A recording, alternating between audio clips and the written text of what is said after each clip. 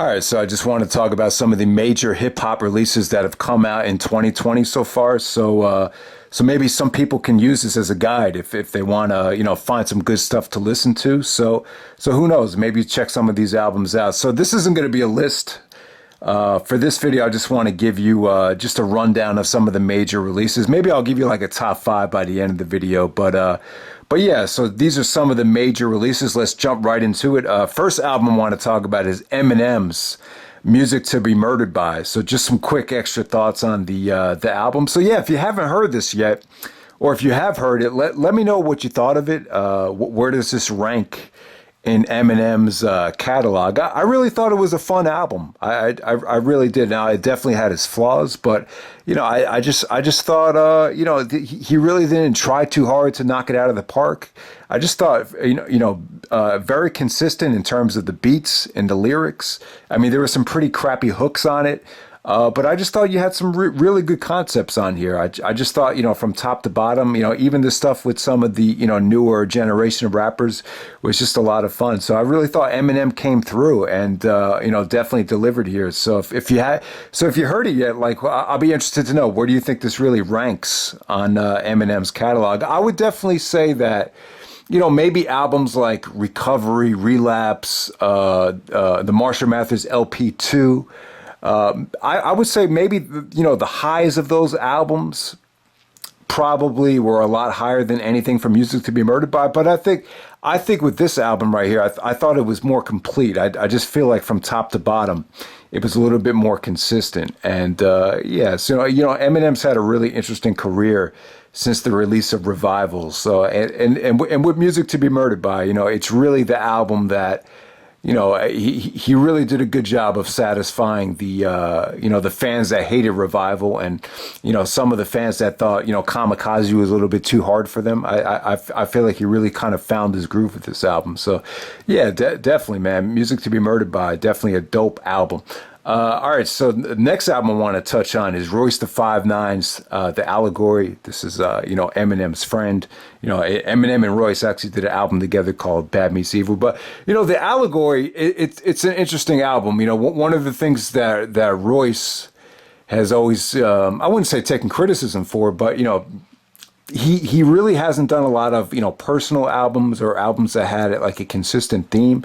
So his last album, The Book of Ryan, you finally got to know him as a person, and then with The Allegory, this is like the first time he really stayed consistent with the theme throughout a whole album. So The Allegory is basically a political message with a subliminal meaning. It really goes into depth about ownership and property, and owning your masters. Also, the most important message throughout the album is, you have to respect the art. I mean, you could own your masters, but if it doesn't age well and if you don't appreciate the art, then owning the masters doesn't mean anything. So, and there's an Eminem skit, about racism and how sometimes when black people grow up, they grow up with the chip on the shoulder. It's great, and Eminem is a great person to rely on to talk about race, because he's a rare case where he's experienced racism on the other side of the spectrum. Eminem knows what it's like to be, a white person that's dominated in a black field. So he could kind of, there's no better white person that can really, put themselves in the shoes of a black person. So, the Eminem skit was awesome. But the beats on here are dark, they're grimy. I thought Royce really delivered. She had some great features from the Griselda guys like Benny the Butcher. The album really delivered, in my opinion. Now it did cause a little bit of controversy. There's a lot of he had the anti-vax lines. Like I think he said something like he thought about his son getting autism from a vaccination shot. That kind of ruffled some feathers. There was a lot of people that actually did get offended by that. There's actually a reviewer on here who actually has an autistic son. That really offended him. But if you could look past that, I just thought this was a dope album. Some of the stuff was a little bit outrageous. They expanded on that whole New Africa thing where, the theme is to go back to Africa and bring all the value that some of the blacks have brought here and bring it to Africa. Sci-Hi the Prince actually started that idea on his album, so he's actually featured on that song. But, Royce dropped a really political album here. I mean, I wouldn't really say it's in the same breath of, a lot of people have compared this to Kendrick's To Pimp a Butterfly. I don't think it's quite on that level, but it's just a really dope follow-up album for Royce, considering he's never really gotten that personal and dropped a message this hard before. All right, so the next album I want to talk about is Denzel Curry. So Denzel Curry did an album with Kenny Beats. Kenny Beats is fun. His production screams fun. I've heard him do a lot of beats with Vince Staples. They're like these summertime, really, really playful beats. And this was a banger. This was really, really short, but Denzel Curry's delivery was, entertaining. It was loud.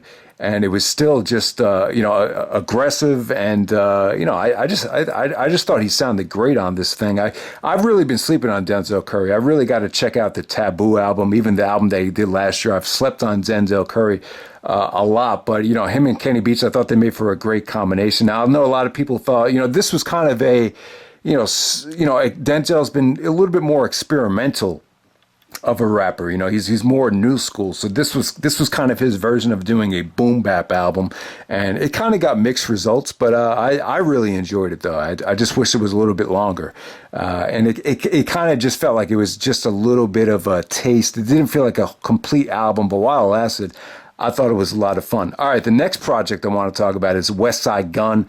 It's actually called Pray for Paris. The project was okay. The Griselda guys, they seem to drop a lot of projects. So with their projects, it's just kind of, maybe the best approach to go into the album is to just think like this isn't really a complete, studio album. They drop a lot. So when you drop projects that frequently, you can't really expect the whole shebang. But the Westside Gunn, his voice takes a lot of time to get used to. It really does. I mean, he kind of sounds like, I think the most accurate way I would describe his sound is it's like a combination of Crisscross meeting Ghostface Killer. I mean, he kind of sounds like a kid, but you can hear a lot of that Ghostface kind of influence. There's a lot of rappers that have sounded like Ghostface throughout the years. I mean, Action Bronson is one of them, and definitely Westside Gunn. You can hear the influence in him too. Now, this guy is a huge professional wrestling fan. I don't think I've ever heard more professional wrestling references from any album ever. I mean, there's a Ted DiBiase skit. There's a Chris Jericho skit. They used the Shawn Michaels Montreal promo from 2005 on this album. And then there's just a ton of like Eric Bischoff punchlines. So, and then it's topped off by the song of the year, in my opinion, Shawn versus Flair, which actually has nothing to do with Shawn Michaels versus Ric Flair. But it's a DJ Premier beat. God, that beat is awesome. And this Westside Gunn, man, he knows how to control a song, man. He sounded great on that track. But overall, his voice, it takes a while to really grow on you. I mean, the project as a whole, it's okay. I wouldn't say it's great, but that Shawn versus Flair beat and just some of the scratches that DJ Premier used with Prodigy and Fife. I love DJ Premier. See, this is what he does. He pays respects to some of the rappers that have passed away, and really kind of he keeps their legacy alive by just using different lines from them. So that beat came off great, and give Westside Gunn a lot of credit too. I thought he sounded great on that song. So that's Pray for Paris from the Griselda affiliate Westside Gunn. All right, so the next album I want to talk about is Pete Rock and Camp Lo. It's called 80 Blocks from Tiffany's 2. The first one was a mixtape that was free. This one, they released it on Apple Music. Camp Lo was a really good group back in the 90s. They came out with an Uptown Saturday Night back in 1997. So they've had some really, really good critically acclaimed work. They sounded good on this album. They definitely still have it. There were some dope features here from Talib Kweli, and Ab Soul actually dropped a feature. That sounded kind of old though. The Ab Soul feature sounded dated. But honestly, this was not some of Pete Rock's best production. It just, I don't know, like I expect a lot out of Pete Rock, and I just felt like this production just sounded very, very generic. It didn't sound as interesting and as captivating as some of Pete's production from Pete's Instrumentals 2. That was really Pete Rock's last instrumental album. But it was cool for what it was. I just felt like the quality sounded more mixtape worthy than album worthy, but you know, it's still a dope listen. All right, the next album I want to talk about is R.A. the Rugged Man. He came out with an album this year called All My Heroes Are Dead. His first album he came out with since 2013, so it's been a long time. And the interesting thing about this album, it just shows you the transformation that you can have when you get older, just by having a daughter. You know, this was a guy that admitted to, you know, sleeping with prostitutes and, you know, doing these dirty, scummy things over the years. And now that he has a daughter, it's kind of like, oh, well, if I find someone having a sex tape with my daughter, I'll friggin', you know, kill them. And, you know, he's a little bit like too preachy about, you know, like you better find the man that's going to treat you right. So it's just one of those things where, you know, Nas even had a song called Daughters, back in the day, where, you know, he talked about how, you know, sometimes God, you know, punishes us by giving us daughters because of the way we, you know, treated women in the past. Now that we have a daughter, we could kind of, you know, look at it from a totally different perspective. And, you know, that's kind of like one of the themes of this album. But, you know, a lot of the production is very, you know, Dead End Hip Hop actually compared it to, you know, very Macklemore-ish, very like Goody Two Shoes. And it's true, there is a lot of those songs on there. But, you know, it does show you how hypocritical you could become, you know, once you do have a daughter. So that's one of the messages. But also, it's kind of one of those things where, you know, this is a guy that actually turned down a $1.8 million deal. You know, he was, you know, friends with Biggie back in the day. And he's a lyrical assassin. You know, lyrically, R.A. the Rugged Man, he's kind of on the same level as like an Eminem.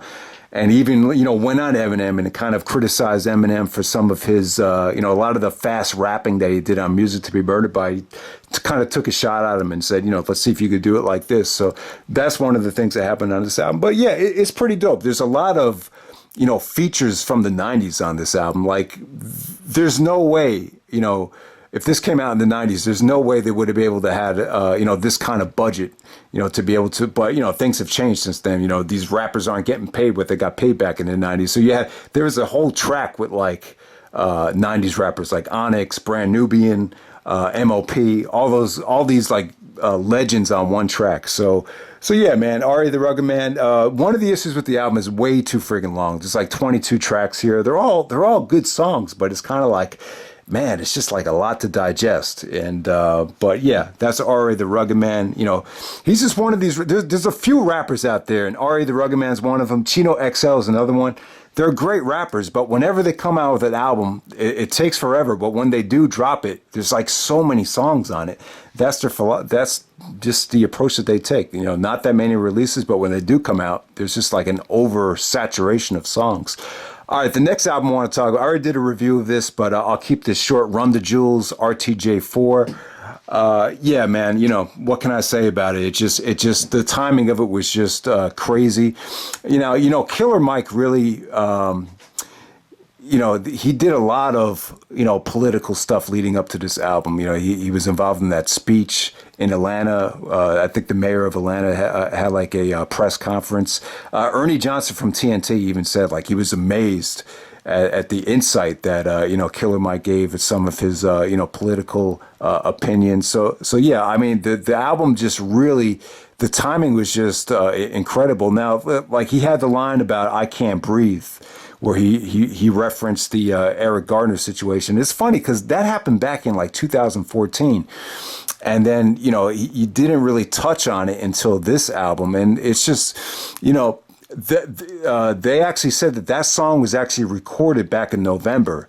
And the way it came off, it just came off like they recorded this track like as soon as, you know, the incident in Minnesota happened. But no, that wasn't true. This was actually recorded back in November 2019. So the timing of it was just really, really interesting. But you guys know Killer Mike is very political. You've known that since the, you know, the Reagan song back on the, you know, the rap music album. But also, like, what I forgot to mention was, you know, LP.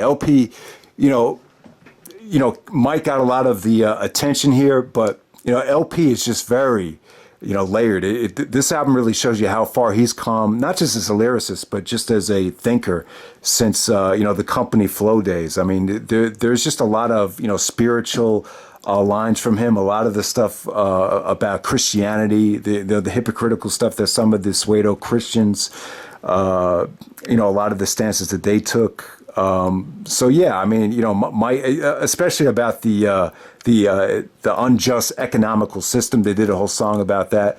So LP just, you know, it showed you how multi-dimensional and how versatile he is too as a writer. So that's it. But you know, production-wise, beat-wise, you know, lyrically, I think a lot of people came to the conclusion that this is the best Run the Jewels album so far, and without a doubt, the best album of 2020 so far. That's Run the Jewels 4. All right, the next album I want to talk about is Freddie Gibbs and the Alchemist, the Alfredo album. All right, so Freddie, you know, he does these, you know, albums with just one producer. Obviously, he did some albums with Madlib. He had Pinata, and then last year he came out with Bandana. Those were excellent albums. So now he works with The Alchemist, who's on fire right now. This album is called Alfredo. I first want to call it I really don't like albums that are titled after like food. I just find that I don't really like mixing food with sex or mixing food with music or wrestling or anything. But once I found out that, you know, they're calling it Alfredo because certain percentages of the proceeds are going to go to help benefiting restaurants. So if that's the case, then I love it. I think that's a great idea, and I think that's awesome, especially with the situation right now that a lot of restaurants and bars are going through. So yeah, that's great. The Alfredo name definitely makes a lot of sense. But yeah, Freddie and Alchemist here. You know, I wouldn't say that this is on the same level as Bandana. I really thought Bandana sounded like they took their time with it. It felt like a much more cohesive effort. With the Alchemist project is cool. It just feels like it's just one of these albums where Alchemist had these you know, nice laid back guitar riff beats ready for Freddie, and Freddie just kind of knocked it out of the park. It didn't seem as complete as the Madlib albums. That's what I'm trying to say. But it was still cool though. It was still a you know, dope album. I mean, just a lot of laid back, you know, really good production here. There was, you know, what really got my attention was a lot of the Last Dance references. So he recorded this pretty quickly. I mean, the first song is actually called 1985. It basically says, you know, it's like 1985, Michael Jordan. I traveled with a cocaine circus. You know, that was one of the most memorable things from The Last Dance was, you know, Jordan's rookie year. You know, a lot of the league was still on drugs, and it kind of felt like it was a cocaine circus. So yeah, I would, you know, for as long as that video me and my brother did on The Last Dance, I feel like I left so much stuff out that I want to touch on, but also, the song called Scotty Beam, I think it was with Rick Ross. That's my favorite song of the album. That had a really dope beat. And there were some really great lines there. He said, "Don't cross me like Isaiah, bitch. That should be ill-advised." I just remember when Isaiah actually walked by Jordan after the game. God, that was when Isaiah walked off the court. So he referenced the Isaiah thing. That was cool. And then he had another line about Scottie Pippen. He said, kind of like when Mike left and it was Scottie team, except if I could think he was talking about a girl. So he said, basically the line was this. He said, kind of like when Jordan left and it was Scottie team, except if I didn't come back, that bitch wouldn't have got a ring. I don't know if that's the exact line, but yeah, that sounded really... So yeah, you get my point. There's a lot of great lines from The Last Dance. I just thought Freddie, you know, sounded great on some of these songs. And, you know, the production's a little bit more laid back than the Madlib albums. But, you know, this was still a really dope album. All right, so the next album I want to talk about is Kage, The Descendants of Cain. Oh, my God. All right, so with Kage, you know, this is a guy that lyrically... And if you're talking about, you know, dissecting lyrics, meaning, stuff that's layered, I mean, there's probably nobody better than this guy. But, you know, Rock Marciano is very monotone, but this guy kind of takes it to another level. I mean, this is the kind of guy where it's almost at the point where you feel like just going on Genius and just dissecting the lyrics is more interesting than just listening to the lyrics, because there's so much stuff that just goes over your head that it's impossible to decipher and digest his lyrics without actually going about it and researching it. But you know, it's one of the things where the production really creates a mood for his songs. Like they're really not done for entertainment purposes. If I was to use like a basketball analogy for Ka, like this is kind of the rap version of Kobe Bryant's Detail. Like Kobe even said that, this is not done for entertainment purposes. And you kind of feel the same way. And the interesting thing about Ka's albums is, they always parallel to a certain time that we had in our existence. Like one of his albums was Honor Killed the Samurai. That parallels his life to, what was going on with, the samurai. Also, I think the last album he did, it kind of paralleled his life to what was going on with, medieval times or the Greek, like the Greek mythology era. And with this album here, he kind of parallels his life to, Cain and Abel. Like Cain and Abel were brothers that were destructive, and he kind of compares, some of the loyalty, or not loyalty, but the lack of loyalty that he's been shown throughout his life, the betrayal, the relationship with his mother, also, just a lot of the ups and downs he's had with his brothers in life, descendants of Cain, the story of Cain and Abel, two brothers just, dysfunctioning and disrupting each other. So yeah, it's really an album I haven't really dissected yet. I eventually, before the year is over, want to go on Genius and really understand what he's saying here. But I would say this. I would say from a production standpoint, the mixing, the engineering, I think Kaz sounded better on this project than anything he's done before. The production is actually, to me, just a lot more layered.